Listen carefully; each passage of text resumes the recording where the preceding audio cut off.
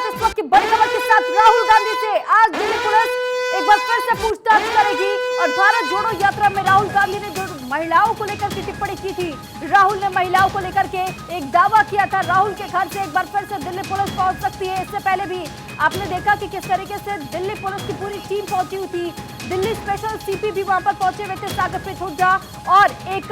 Questionnaire तैयार करके यानी कि सवालों की झड़ी रखी गई थी और राहुल गांधी से इन सवालों का जवाब पूछा गया था पुलिस द्वारा। और पुलिस ने ये पता लगाने की कोशिश की कि आखिर किन महिलाओं का जिक्र राहुल गांधी ने भारत जोड़ो यात्रा के दौरान किया था, जिनके साथ में बदसलूकी की गई थी। हालांकि ये डिटेल जुटाने की कोशिश पुलिस की तरफ से की जा रही। इससे पहले अपने सागरप्रीत हुड्डा को भी सुना था कि उन्होंने ये कहा था कि राहुल गांधी से जल्द पूछताछ हम दोबारा कर सकते हैं अगर वो कोई डिटेल साझा करना चाहते हैं तो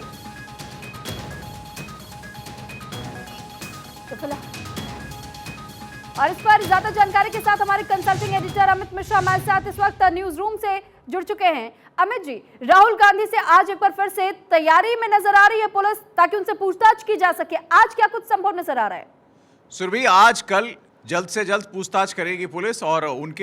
पुलिस ने ये कहा है, सागरप्रीत हुड्डा जो इस मामले के तफ्तीश कर में जुटे हैं, उन्होंने कहा है कि चूंकि राहुल गांधी ने कुछ ऐसे सवाल उठाए थे जो पॉस्को एक्ट के तहत आते हैं।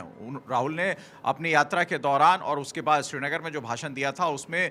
ये उल्लेख किया था कि कुछ महिलाएं, कुछ बच्चियों के साथ जो दुष्कर्म हुआ है उसकी जानकारी पुलिस को नहीं मिली या वो जानकारी नहीं दे पाई और लिहाजा इस पर जो संज्ञान लेना था कानूनी तौर पर वो नहीं हो पाया है। तो राहुल ने ये बात अपने भाषण के दौरान श्रीनगर में कही थी और उसको लेकर पुलिस सक्रिय हो गई है। पिछले दिन आपने देखा राहुल से पूछताछ करने पुलिस गई थी उनके निवास पर और 2.5 घंटे की मशक्कत के बाद राहुल ने अभिषेक मनु सिंघवी और राजस्थान के मुख्यमंत्री अशोक गहलोत से मंत्रणा कर एक उनको मेल भेजा था, जिस मेल से दिल्ली पुलिस उनको लग रहा है कि ये मेल जो है ये पर्याप्त नहीं है और इसी वजह से जो पॉस्को एक्ट में ये मेंशन है सुरभि कि अगर पॉस्को एक्ट की जानकारी आपको किसी मिलती है कि कोई बच्ची इस तरह से दुष्कर्म में उनके साथ ज्यादती हुई है तो उस चीज को छुपाना भी कानूनी अपराध माना जाता है। इसीलिए सागरप्रीत हुड्डा का ये कहना है कि ये एक अपराध की श्रेणी में आता है और पुलिस उनसे जल्द से जल्द दोबारा पूछताछ करेगी, क्योंकि जो मेल उन्होंने दिया है दिल्ली पुलिस को उससे बहुत ज्यादा साफगोई की से बात नहीं रख पाए हैं राहुल ने ऐसे कहा था कि हम 8 से 10 दिन के अंदर पूरा विवरण देंगे, क्योंकि मैं भारत जोड़ो यात्राओं में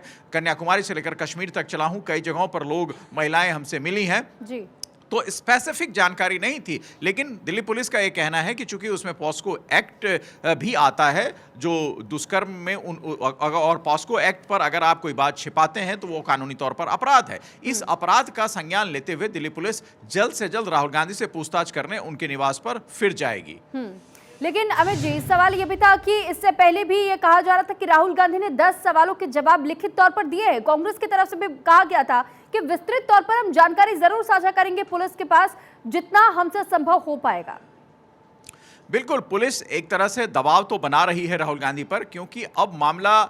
सिर्फ महिलाओं के यौन उत्पीड़न से ज्यादा का है। पुलिस का जो तर्क है, सागरप्रीत हुड्डा के तर्क को अगर हम समझें सुरभि, तो साफ तौर पर कह रहे हैं कि जो पॉस्को का मामला होता है और पॉस्को के मामले को अगर कोई व्यक्ति जानकारी के बाद छुपाता है और उसे जाहिर नहीं करता है, पुलिस के सामने कानूनी प्रक्रियाओं में उसे नहीं लाता है, तो वो एक अपराध की श्रेणी में आता है। और ये जो मामला है, पहले तो इसमें यह था कि सामान्य तौर पर बातचीत जो हुई है कि महिलाओं ने उनसे ये शिकायत की, दुष्कर्म की और मोलेस्टेशन की, तो उसको लेकर राहुल गांधी ने अपनी बात कही थी। लेकिन चूंकि इसमें छोटी बच्चियों का भी जिक्र आया है, तो अब जितनी ज्यादा देरी होगी उस मामले में, पुलिस का यह तर्क है, उतना नुकसान होगा और एक तरीके से ये अपराध की श्रेणी में आता है। तो राहुल गांधी ने इस बात का खुलासा उस वक्त क्यों नहीं किया जब उनको ये जानकारी मिली? पुलिस का ये तर्क है, क्योंकि अगर इस तरह के मामले आप छुपाते हैं और आप जाहिर नहीं कर रहे हैं एजेंसियों से, पुलिसकर्मियों से, तो ये एक अपराध है। तो आपको अपराध की श्रेणी में फिर उस तरीके से पुलिस डील करेगी और सजा भी मिल सकती है। लेकिन सवाल ऐसे में अमित जी ये भी हो जाता है कि अगर राहुल गांधी एक बार को ये कह भी देते हैं कि वो अपनी तरफ से उन नामों को लेकर के एक बार मंथन करेंगे, उन महिलाओं से भी चर्चा करेंगे, बातचीत करेंगे, लेकिन अगर महिलाएं खुद खोल करके पुलिस के सामने ना आना चाहे या फिर उनके ऊपर फैमिली का भी प्रेशर होता है, समाज में भी उनको रहना होता है, तो ऐसे में भी क्या पुलिस पूछताछ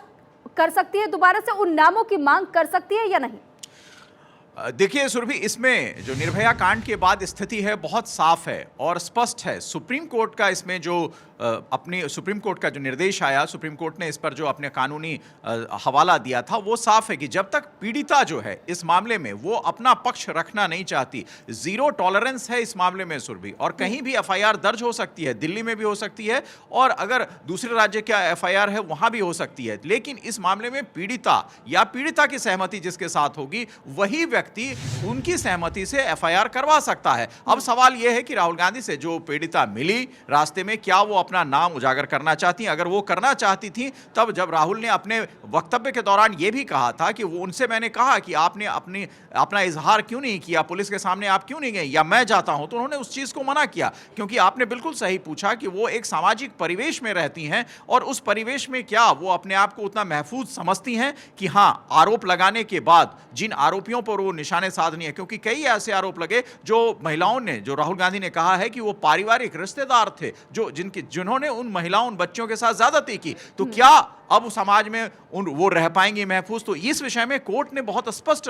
तौर पर निर्देश दिए हैं कि अगर पीड़िता चाहे और पीड़िता की सहमति हो तो इस विषय में वो संज्ञान ले सकती है। लेकिन पॉस्को एक्ट जो है, अगर किसी व्यक्ति को इसकी जानकारी होती है तो वो पॉस्को एक्ट में उस बच्ची के विषय में